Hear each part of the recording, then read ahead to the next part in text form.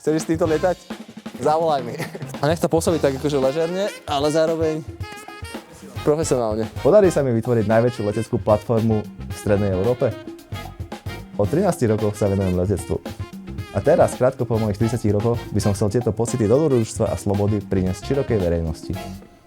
Volám sa Christian Fucht a týmto by som vás chcel pozvať do zákulisia natáčania Cloud Adventures.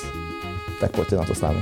Plán na deň bol úplne jednoduchý. Ráno sme sa mali stretnúť v nahrávacom štúdiu s kameramanom, následne sa presunúť na letisko a ukázať si zákulisie a prípravu lietadiel a potom si natočiť krásne zábery západného Slovenska z staršej perspektívy. No a nakoniec ja lietať taktiež s klientom, ktorý by nám v najlepšom prípade povedal svoje pocity z letu. A ako to už častokrát býva v živote realita, nie vždy sa všetko podarí na prvýkrát. A tak sa nám plán začal rúcať hneď z rána. No čauko, už som tu. Tak zazvon na zvonček. Aký zvonček? Však som zape. V starom štúdiu. Aha. Natáčanie úvodu sme museli presunúť na inokedy, keďže sme boli každý v inom štúdiu, ale následne sme sa stretli a keďže nás čas tlačil, museli sme sa už presunúť na letisko. V rámci predletovej prípravy taktiež treba vždy skontrolovať stav oleja, tak ideme si ukázať, ako to vyzerá. A dáme dole ojatko a ideme pretáčať vrtuľu. Vždycky zo párkrát pretočiť. Ono ten olej z tých piestov zleze do takej nádržky a za chvíľku budeš počuť taký zvuk spláchnutia toho oleja. A few moments later. Áno. Toto je presne ono. Možno tu bude veľa oleja. No, že olej je skoro doplná. Predletovú prípravu sme si ukázali na dvojmestných lietadlách Dynamic VT9, ale let sme mali absolvovať na Cessne 172, ktorá je štvormiestna. Poďme sa presunúť.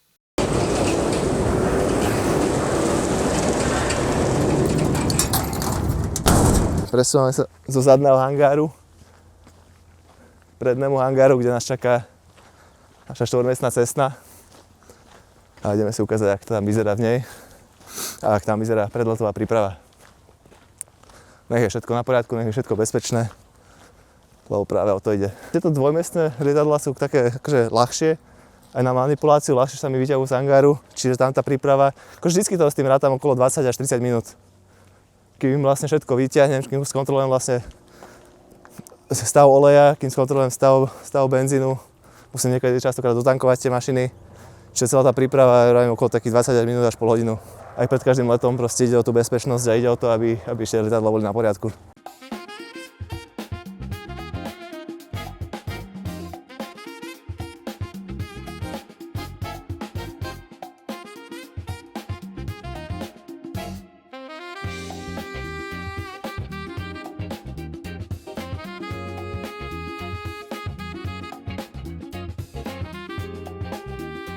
A že práve preto to trvá tak dlho tá manipulácia, lebo jednak toto lietadlo je dosť ťažké.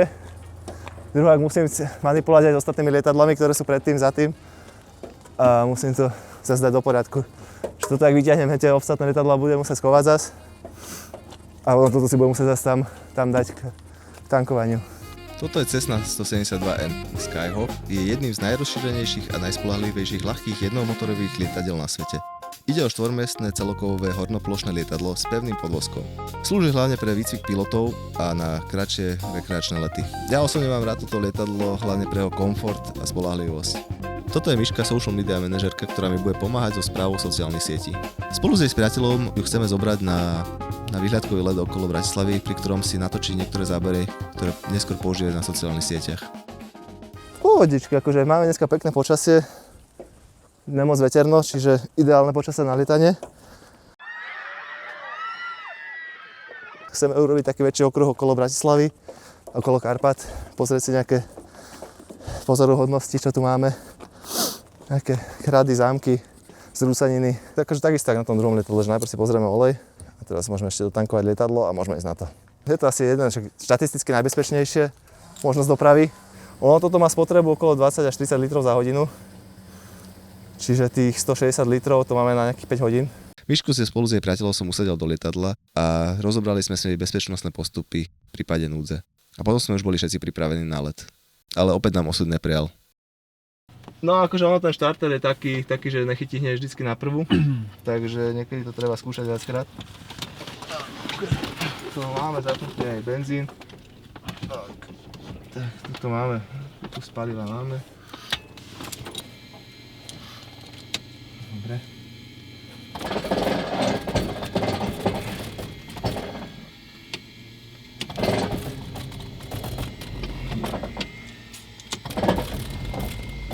To musím zobrať iné lietadlo teda. Ale to potom tým pádom povieme dvojmiestným a to moc nenatočíme toho. A takto mohol náš let v ideálnom prípade vyzerať.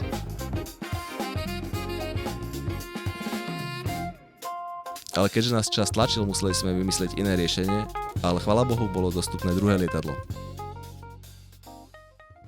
V prvom lietadle nám nešlo naštartovať asi nejaká porucha z štarteru, takže pokus číslo 2 ideme s druhým lietadlom. Musíme teraz vymyslieť niečo iné, ale tak to býva hlavne pri tých premiérach, že nevždy sa to podarí na prvýkrát. Keďže druhé lietadlo bolo iba dvojmestné, museli sme ísť postupne. Prvý na radu išiel Miškin priateľ, ktorý ešte nikdy v živote neletal v takomto malom športovom lietadle. Aké sú reakcie? A teraz už fajn, ale nie, bolo to super. Cítil som sa celkom bezpečí. Kto by to bol povedal? Nie, super. Aj hladké pristátie, všetko, takže... Bolo ti zle, alebo tak? Nie, vôbec. Poď, Nie. Práve, že teraz už ľutuje, že sme nešli ďalej. Aha, Kiko je skúsený, hej, vravíš? Vyzerá, že hej. Vyzerá, že hej. Keď som tu, tak asi hej. Následne prišiel na letisko klient, s ktorým sme taktiež absolvovali let okolo Karpat a s letom bol nadmieru spokojný. Aký bol let? Pohodička? Super bol. Zvládli sme to. Ono sa hovorí letectve, že keď človek odkráča po vlastných, tak to bol super let. A keď ešte letadlo sa dá použiť, tak to bol výborný let. Takže za mňa to bol výborný let. Čo si musíš? Zapísať tie lety. Že ono tu je letová knižka. A vlastne vždycky musíš zapísať všetky lety do letovej knižky od lietadla. A ja mám ešte vlastnú letovú, ako keby pilotskú knižku. Ešte toto máme, zaprstené máme. Všetko som nechal, ešte zoberiem svoje sluchatka. A musím ísť odložiť za všetky lietadla, čo som tu vyťahol. Si tu povyťahoval celý hangár. Celý hangár a na dnes ma ani neleteli s tým lietadlom. Môžeme ísť na to. Dobre. Pozor, aby ťa nechytila kamera. Čiže akože tá prvá časť je o tom, že všetky lety vieme flexibilne prispôsobiť potrebám našich zákazníkov, samozrejme v závislosti od minutáže zakúpeného letu. Daj ešte raz. Dobre?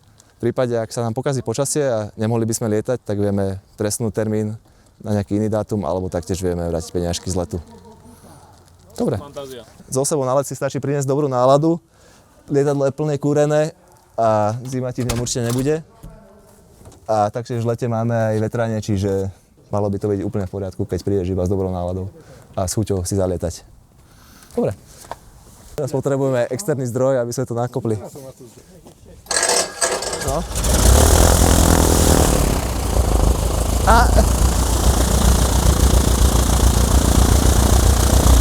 Čiže takto stačilo pripojiť tú baterku. Na budúce budeme vedieť, že to jak proste powerbanku potrebujem na lietadlo.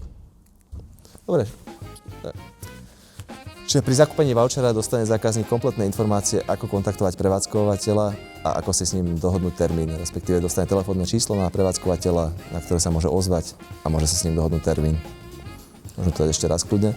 Spolupracujeme s rôznymi leteckými školami a individuálnymi pilotmi a všetci títo piloti sú plne zdravotne spôsobili a licencovaní na prevádzkovanie takýchto letov. Dobre, to by akože mohlo byť. Dobre. Ten posledný super. Dobre. To nejak už ostriháme a je to fajn.